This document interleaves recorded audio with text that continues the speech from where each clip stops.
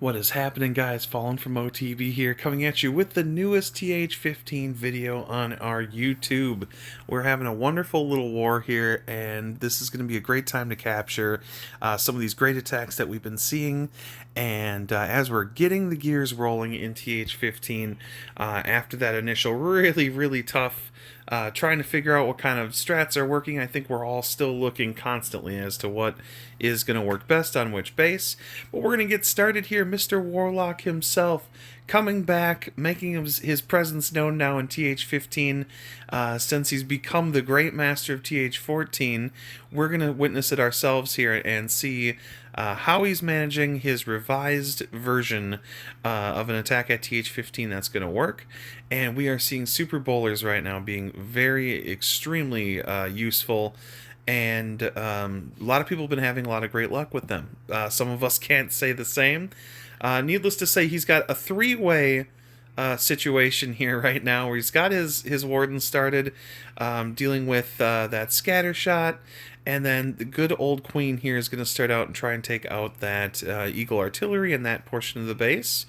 With that being done, this is going to allow a nice funnel for those troops to be able to move in and get the job done. And boom, we got that hound to pop right there. Perfect poison spell right where it is needed. Everything's frozen. Really annoying to deal with a lot of the clan castles here now. That scatter shot up there is just doing its job along the top. Hopefully no traps will trigger and cause issues with that, but he should be able to get the pick on the town hall. Meanwhile, we got the queen over on the right. She's working her way down in that obvious pathing. We're trying to feed everything kind of into the same area while still having enough of a spread that's allowing these troops to create a brilliant funnel to where they need to be. And this is just going to work really nicely. Keep in mind, I've not necessarily watched all these attacks, so we are just kind of going as we're going. Both scatters are being worked on here right now, and they will both go down very shortly. The Flame Flinger has done a really good job there, trying to kind of making that that pathing up top and just taking care of the back end of the base that the troops can run out of steam. Here we have the main bowlers moving in right to the core. Everything's heading middle. We're just trying to get a couple so we can get the pick on that town hall, which will go down with ease. And look at this. He made this look easy. This is an attack on three fronts. That's what we're seeing now. I think that's going to be more popular.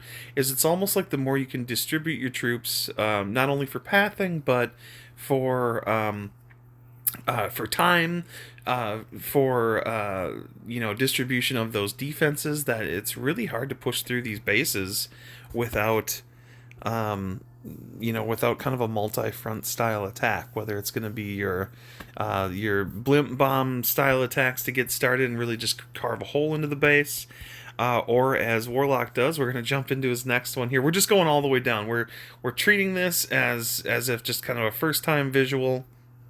No matter how pretty or terrible it could possibly be, we're just going all the way here.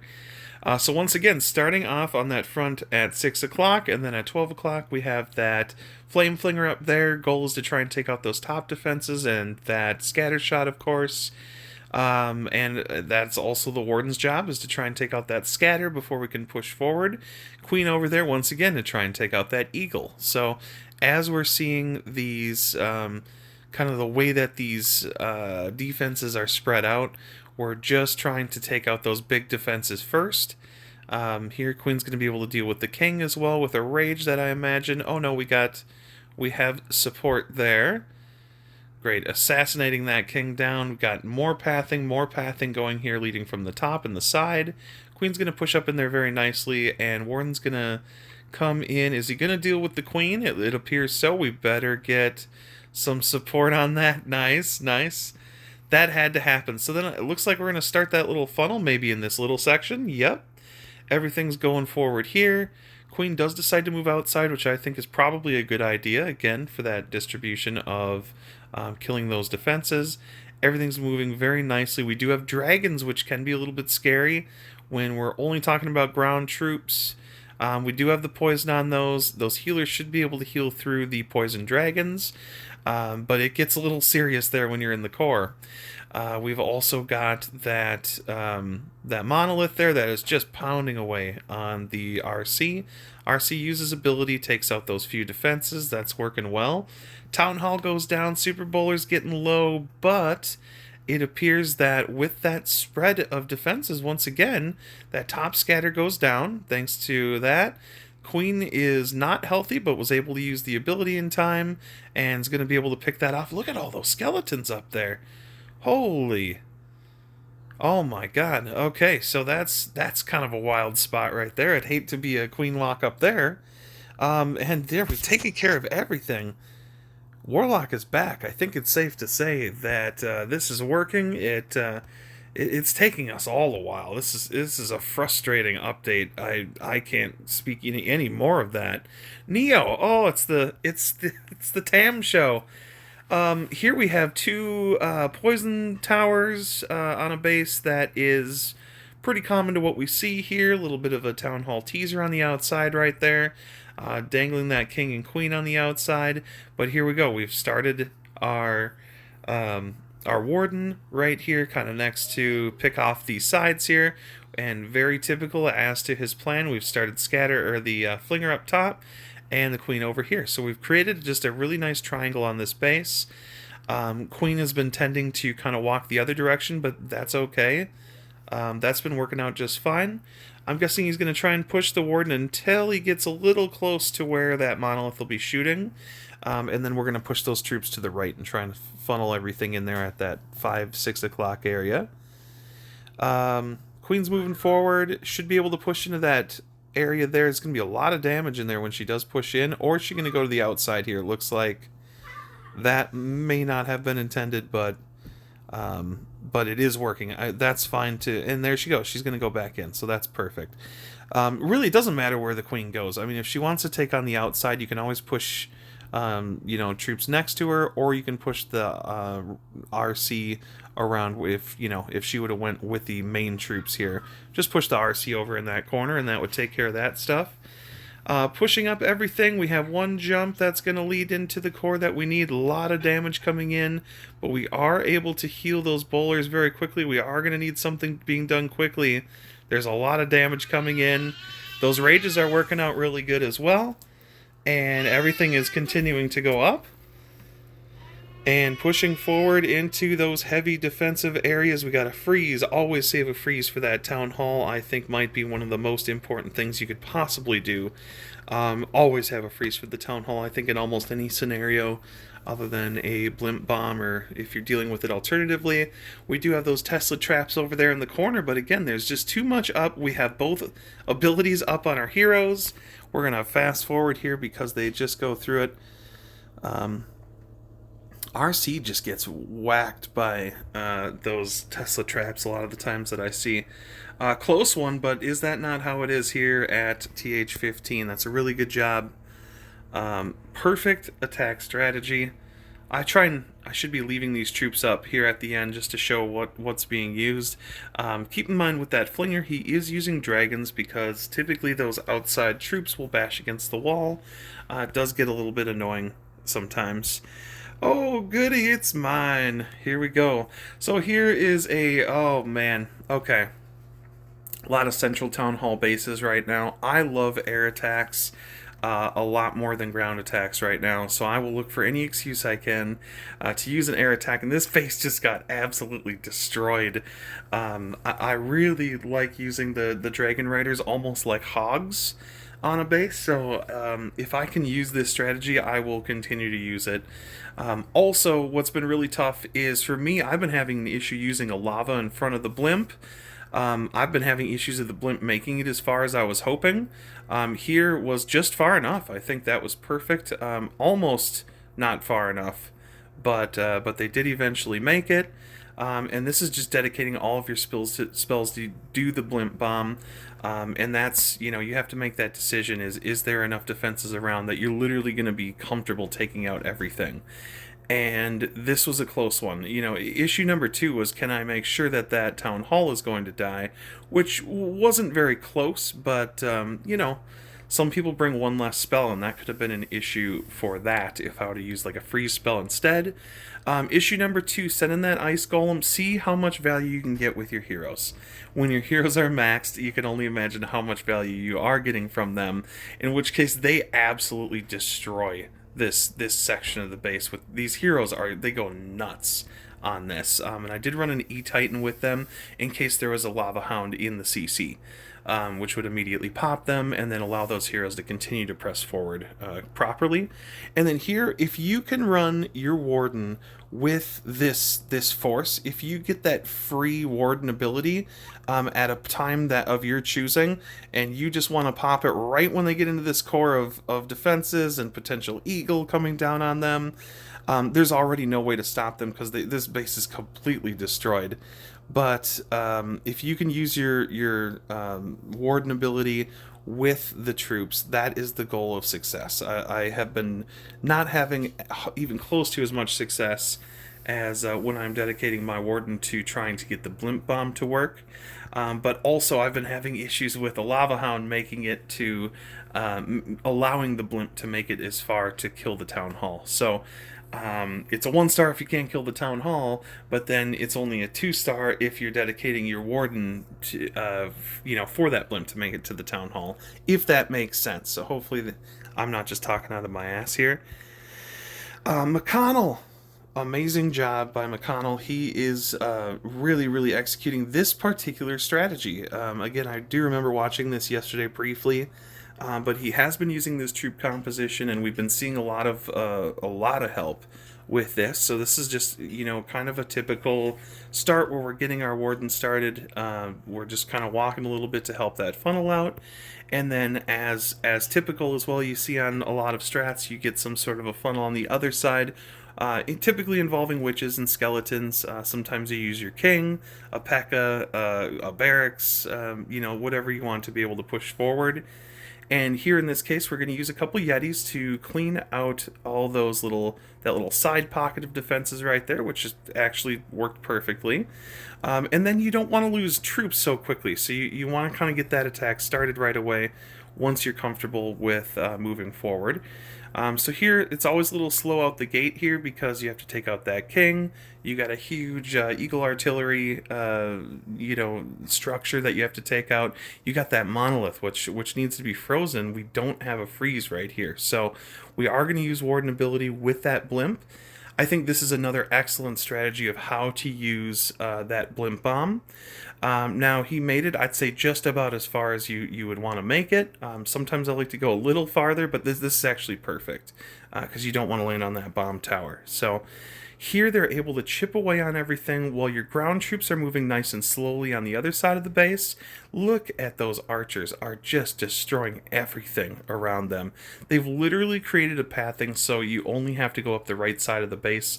All of the core is dead. You've got healers slow pushing with those electric titans that, again, their job is moving like tanks. They're just slow pushing. They're not even as offensive troops as much as they are setting up for other troops or heroes to do more damage.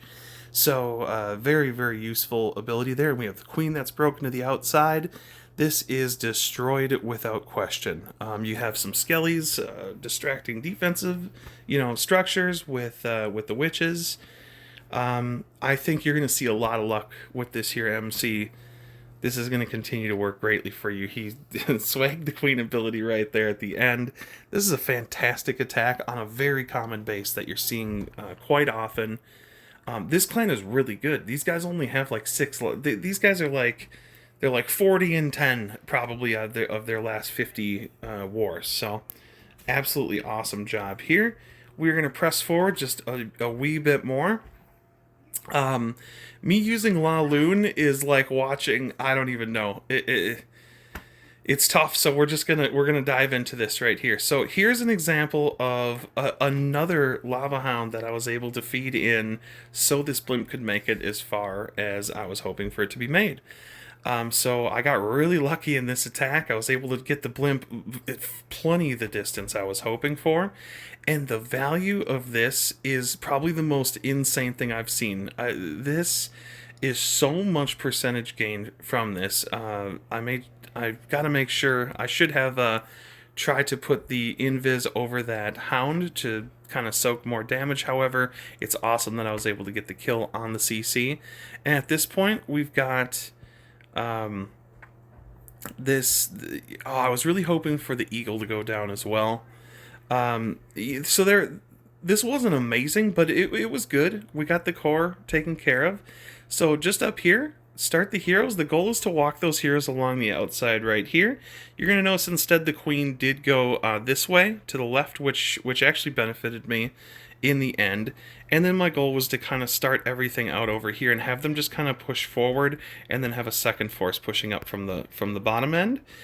So this actually worked really, really well because I was able to kind of surgically use these loons where I don't know anything about La Loon attacks. I'm legitimately terrible.